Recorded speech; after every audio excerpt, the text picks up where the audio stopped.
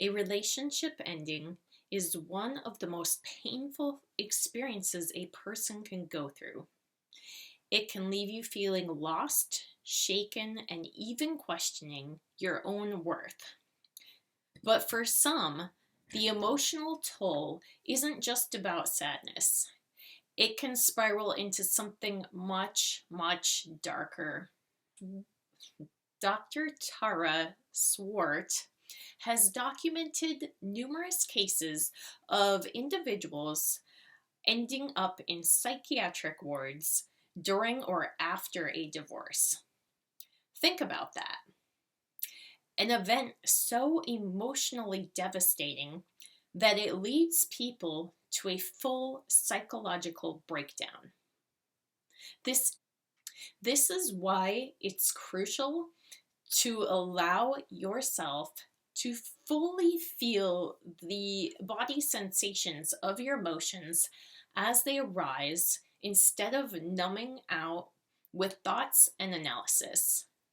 When you lose someone you love, along with your hopes for a shared future, it's a form of grief. And grief demands to be felt. Suppressing those emotions, fighting against reality, only deepens the wound. Even those with excellent mental health may find therapy beneficial during a breakup. Now imagine how much more difficult this process is for someone who already struggles with mental health issues. The time it takes to recover could double, or worse, they might find themselves unable to move on from the relationship that wasn't even that significant. Why? Why? Because mental health plays a profound role in how we attach, detach, and heal. Love versus limerence. Understanding the difference. For some, especially those with neurodivergence, complex PTSD, or insecure attachment styles, heartbreak isn't just painful, it's obsessive. They aren't just mourning the loss of a relationship, they're trapped in a psychological state called limerence. What is limerence?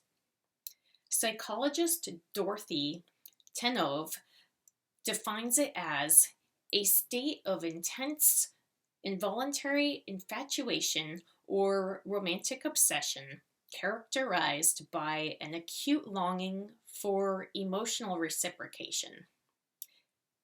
It often comes with an overwhelming fixation on the person, placing them on a pedestal, giving them immense power over one's emotions.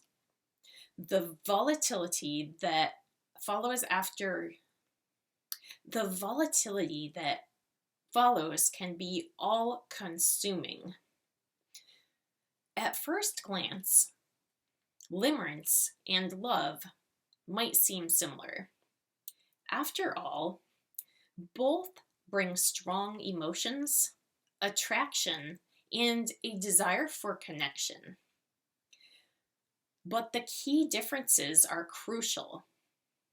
Love is multifaceted, built on care, empathy, stability, and commitment.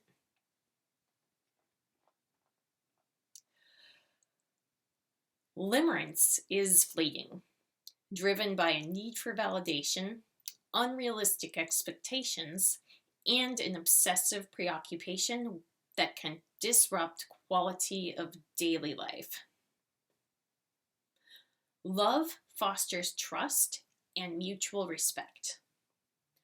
Limerence can create power imbalances and emotional turmoil. And here's the catch. Limerence can end overnight. One day, you're consumed by the need for their validation, and the next, it's as if a switch has flipped. The obsession is gone. It can disappear so suddenly. Was it ever really love? Breaking free from limerence. So, how do you protect yourself? The first step is recognizing whether you're in love or in limerence. If you find yourself obsessing over someone, unable to focus on anything else, or feeling like your entire emotional stability depends on their attention, it's time to intervene. Here's what you can do. Work with a therapist who can help you stay accountable and grounded.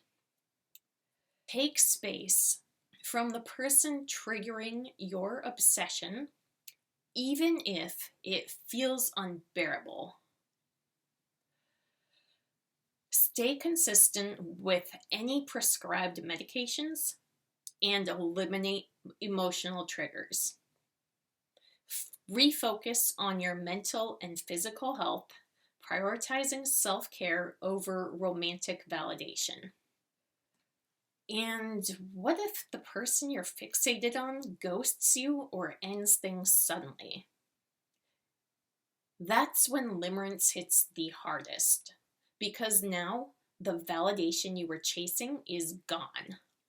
The pain isn't just about losing them, it's about losing the validation they provided. This is where self-awareness is critical. Realize that what hurts isn't their absence, but your unmet need for external validation. Well, let's be honest. Due to the involuntary nature of limerence, this is easier said than done. The good news? It won't last forever. Whether the relationship had continued or ended, the intensity would have faded once validation is achieved. The cycle moves on to the next source. Understanding this can give you the power to break free. The good news? It won't last forever. Whether the relationship had continued or ended, the intensity would have faded. Once validation is achieved, the cycle moves on to the next source. Understanding this can give you the power to break free. Dating with mental health in mind. If you're prone to limerence, consider playing the numbers game. Instead of zeroing in on one person too soon, date multiple people at a time. This helps prevent obsession and allows you to form connections more rationally. Also take your time. Be friends before lovers. And if you have neurodivergence or past trauma that might be triggered in relationships, be honest about it, but not too soon. Sharing this information after 3 dates might be premature, but waiting until you're deeply attached could lead to heartbreak if your partner isn't prepared for the challenges that comes with it. Not everybody is willing or capable of being in a relationship with someone who struggles with mental health issues, and that's okay. What's important is finding a partner who is caring, patient, and emotionally mature. At the same time, be wary of those who are attracted to your struggles. A codependent partner may seem comforting at first, but in the long run, they will keep you emotionally dependent and hinder your growth. True love should uplift you, not keep you stuck. Heartbreak is inevitable, but suffering endlessly isn't. Whether you're dealing with a breakup, falling into limerence, or trying to navigate relationships with mental health struggles, the key is self awareness, patience, and prioritizing your own well being over fleeting emotional highs. Love is meant to enrich your life, not consume it. Choose wisely, heal intentionally, and never forget you are already whole on your own.